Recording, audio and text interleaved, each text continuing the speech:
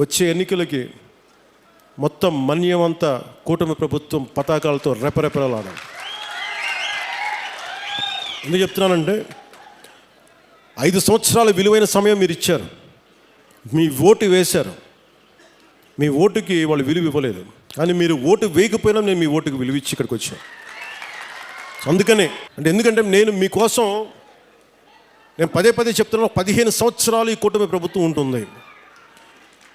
కేంద్రంలో ఎన్డీఏ ప్రభుత్వం, Bharatiya Janata party leading పార్టీగా నరేంద్ర మోదీ గారు ఎలాగైతే చేశారో అంత బలంగా 3 పర్యాయాలు ఉంటే తప్ప మనకి విభజన సమయం నుంచి గత పాలన వరకు ఎంత నలిగిపోయాం అది బయట పడాలి అంటే మాకు ఒక 15 సంవత్సరాల మీ ఆశీస్సులు కావాలి. ముఖ్యమంత్రి గారు భిన్నమైన ఆర్థిక వ్యవస్థని సరిచేస్తూ ఉన్నారు, నేనేమో మీకు తిరుగుతూ ఉన్నాను. మేము మీకోసం పని చేస్తాం, కానీ మీ ఆశీస్సులు కావాలి, మాకు మీ ఆశీస్సులు ఇవ్వండి మాకు.